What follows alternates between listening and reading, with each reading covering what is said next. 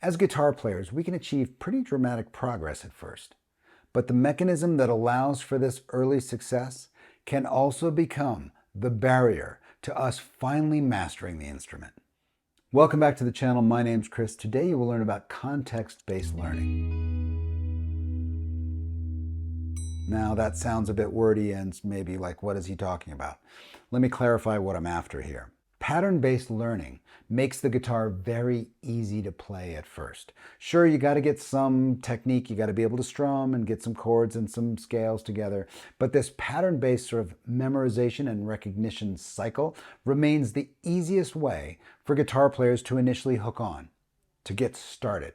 But if you look at most other instruments, this is actually not true. And in fact, on other types of instruments, if you play recurring patterns, you can actually generate very, very non-musical results. So on these instruments, you must integrate musical context up front to get really good results. In other words, you have to learn music theory from the start on these instruments. So as guitar players, the result is this pattern-based learning system that brings us that early success also lulls us into believing that it's that system that will eventually get us to where we're going and provide us real mastery. But actually, it's the musical context that's missing from those pattern-based systems that is the key to real success. So if we don't make this shift from pattern-based learning to context-based learning, we're left forever struggling to learn more patterns to improve. And the real kicker is that these patterns have to be found or served up to us. We don't have the context to figure out exactly what pattern or thing we have to learn next. This leaves us unable to educate ourselves. We're going to zoom in. I'm going to show you the difference between this pattern-based learning and context-based learning. I'm going to show you the benefits and the limitations of each of them. And then I'm going to explain why you really need to master both in order to succeed. Let's zoom in. I'll show you what I'm talking about.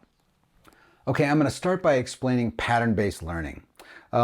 Basically, the pattern-based learning system is the thing that got us all started. It's the way we got hooked onto this instrument. And basically it just says, no matter what I put on the neck, if I put any sort of intervallic pattern on the fretboard, a scale or a chord, if I move it around, it remains stable.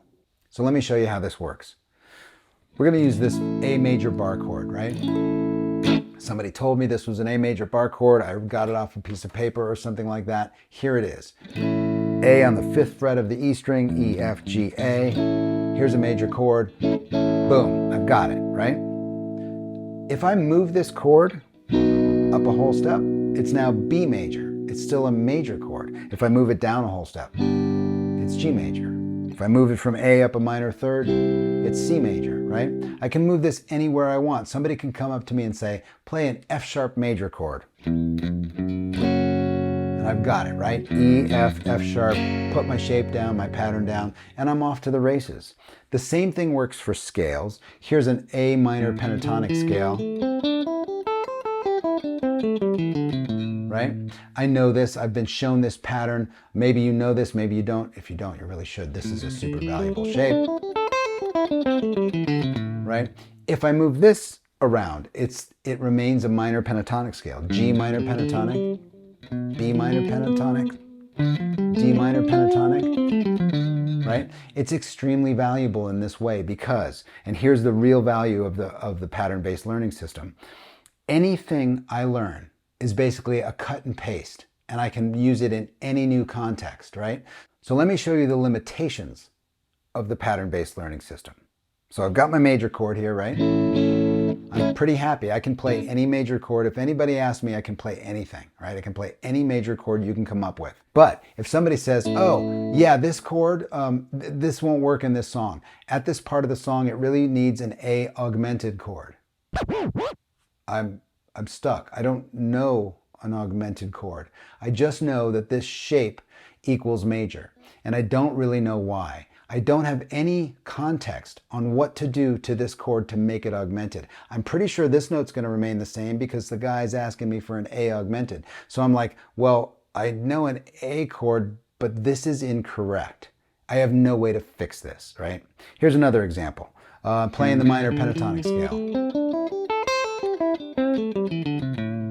My buddy says, oh, actually, you know what really works on this song really, really great for a solo is using the A blues scale. I don't know the A blues scale. I have the pattern for the minor pentatonic scale. I don't understand how to change this into something else, right? I don't have the context, it's just a pattern. Now I want to explain the context-based learning system. Basically, this idea is, if I understand what I'm doing, I know how to change it into something else, right? If I have a problem to solve, like that A augmented problem or that blues scale problem, I can solve it by having the context, and I don't need another pattern to solve that problem. So here's the example.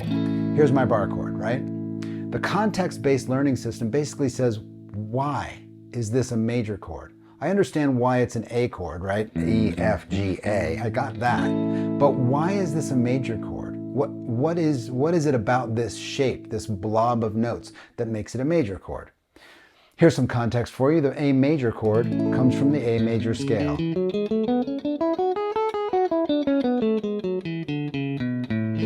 Right? That's context. That's a good piece of context. To find out why this is a major chord, we're simply going to apply the numbers of the major scale. 1, 2, 3, 4, 5, 6, 7. We're back to the 1 again. That's the A, that's the root. 1, 2, 3, 4, 5, 6, 7. 1, 2, 3, 4, 5, 6, 7. Now I can take the time to just break this down for you, but I'm going to show you what this is. This is 1, 5, 1, 3, 5, 1. Right? If you overlay it on the major scale, you get that formula. Root 5, root 3, 5, 1. Now I know what it is, right? And my buddy says, what about that augmented chord? And I'm like, I don't know any augmented chords. And he says, oh, augmented is just a regular major chord with a sharp 5. Okay, I'm going to take this little section of the chord, root 3, 5. My buddy just said that augmented is sharp 5, so that means I just move that up. A augmented, is that it? And he's like, yeah, let's go. The drummer starts and we're going, right? I've used context to change a piece of information I already have into something else that I needed, right? I didn't need a pattern. Nobody needed to give me a chord diagram. I did it myself with context. Here's another great example. Here's my A minor pentatonic scale. My buddy told me that the blues scale will work better here. So what's the context? What makes this a minor pentatonic scale? Here's the context for you. I strongly recommend you go find this out, and use the major scale to really sort of verify this. But this is a YouTube lesson. I'm just going to give you the answer here. This is root, flat 3, 4, 5, flat 7, root. That's the context. That's why this shape is a minor pentatonic scale. I asked my buddy, I'm like, oh, wait, remind me what the blues scale is again. He's like, oh, it's the minor pentatonic scale, but it has a flat 5. In other words, it's root, flat 3, 4, flat 5, 5, flat 7. Okay, root, flat 3, 4, 5. Oh, the flat 5 is this note, so it's got all 3 of these in it. Root, flat 3, 4, flat 5, 5, flat 7. Got it. Boom. Play the track. I'm using the blues scale, right? The cool thing about this now is, check this out. I can combine these two methods. I've got my blues scale here, and I know this pattern of the minor pentatonic scale, right? Now I can just say to myself, well, I can see a new pattern here. There's that flat 5. I've learned that. That's my context. Here's another version or another pattern of the pentatonic scale that I already know. I'm just going to add the flat 5 to it, right? Because I know root, flat 3, 4, 5, that's the flat 5, right? I've used both the pattern-based system to get myself into a new spot, and I've used the context that I learned about the scale itself and then that new piece of information. No one had to give me a diagram to allow me to do this. I didn't have to use a diagram, right? I used a pattern-based piece of information and I applied new context. Root, flat 3, 4, flat 5, 5, flat 7, 1. Right? I've used both systems.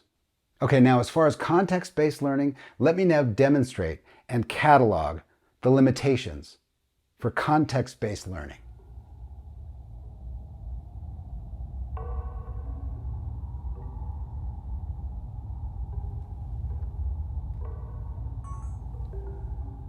Well, there you have it. While there are always exceptions, guitar players who remain tied to pattern-based learning exclusively will always progress more slowly. They'll always be shackled to a lack of understanding, and the worst is that they'll always need more patterns to improve. You'll have to find more things to apply to the neck that you don't understand. But once you start applying context, musical context, music theory to your instrument, the only thing that will hold you back is the time you have left on this planet. Tabs for this lesson, as all lessons on this channel, are available on my Patreon page. And right now, the studio tier is free for 7 days. So if you want to get involved, you want to just take a peek, you can actually join up, get all the benefits for at least 7 days. Take a look. You got nothing to lose. I hope you've enjoyed this lesson. I hope you found it interesting. I hope you found it informative. Stay curious, go get some context, and I'll see you next time.